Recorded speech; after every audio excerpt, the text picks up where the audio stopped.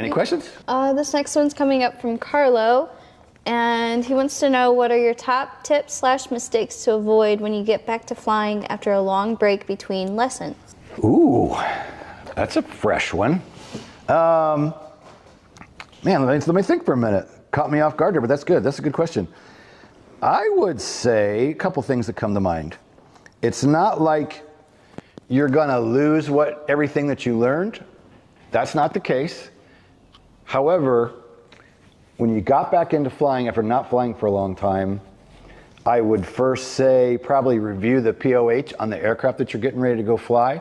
Make sure that the numbers are fresh in your head on your limitations, V&Es, your airspeed limitations, emergencies, of course.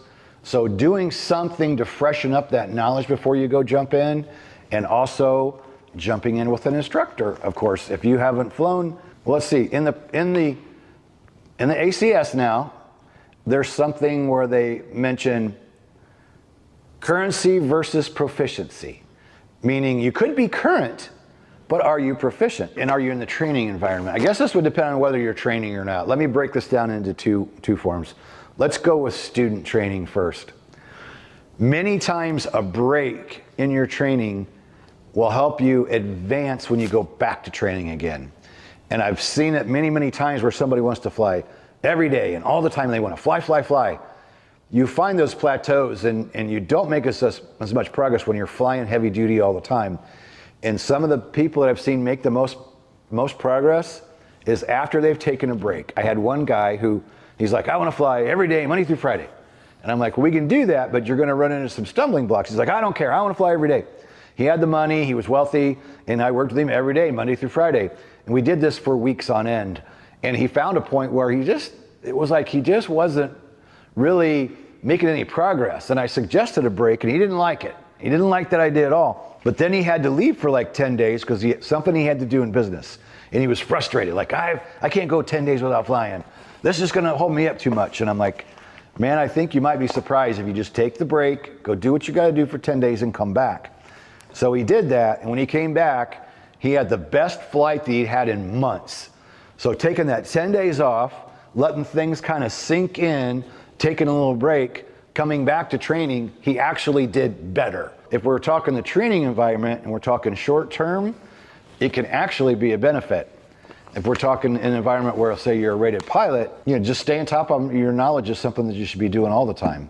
And if you haven't flown, like, for example, a lot of students or a lot of flight schools, if you haven't flown in, say, 30 days, they make you go out with the instructor for at least an hour, which I think is prudent. If you're not flying regularly, you got to take special care. There's times where maybe I go a couple months without flying. Like, for example, well, we had the R-44 overspeed last winter. The helicopter was gone for 3 months.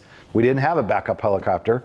So the first time I had an opportunity to fly, once the helicopter came back, I'm like, okay, I haven't flown for a couple months here. So, take my time walking out there today. Make sure I do a good pre-flight. Make sure I think through what I'm doing and just take that extra special care that, hey, I'm current, but how proficient am I, right? Anytime you take one of those breaks, you just want to use basically some extra care as you ease back into it. And our clone is located at askhogs.com.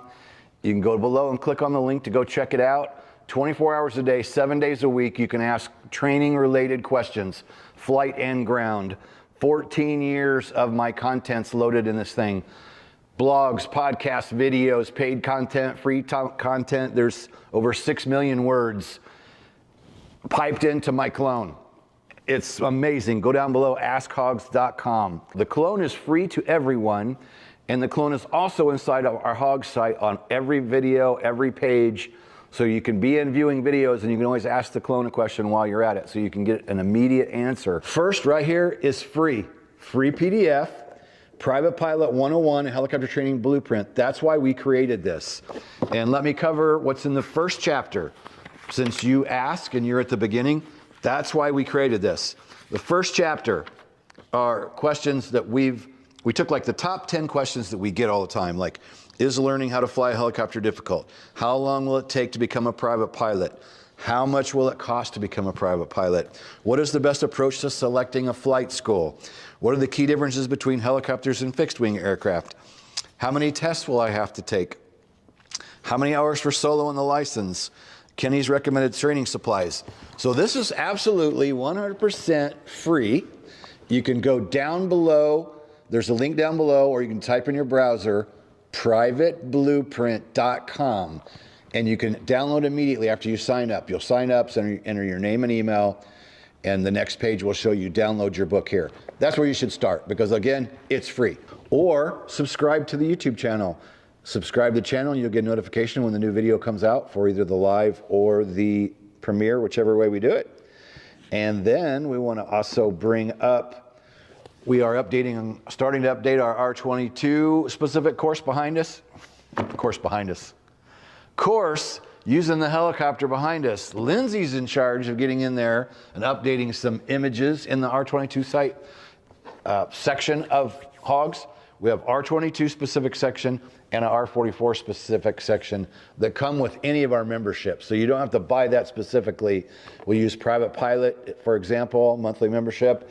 It has both the R22 and R44 sections in there. And since we have an R22 available to us and an R44 available to us, we thought, why not get the content updated in those courses with some fresh videos, fresh images. And also want to mention, hogspaysme.com. This is passive income. You want to earn some money, particularly if you're a flight instructor. Anybody can use the Hogs affiliate link. You go to hogspaymE.com. That link is down below. You'll sign up for it. It'll give you access to a dashboard inside that you'll see your link and a link to share with others. So when they sign up, you receive 50% off our online memberships. Private pilot, commercial pilot, instrument pilot, certified flight instructor, and or private or professional pilot. That's $2,800. If you share your link with one of your students and they buy Pro Pilot, it's a lifetime membership for all courses, you will get $1,400 shipped to your PayPal account after the 30 days. We got 2 aircraft, and a lot of people going, well, I want to, well, I'm gonna. Well, that's when everybody's going to start wanting those times. So to speed the process along, we need to get some work booked for these helicopters. Both of them are sitting currently not flying, and they're both ready to go.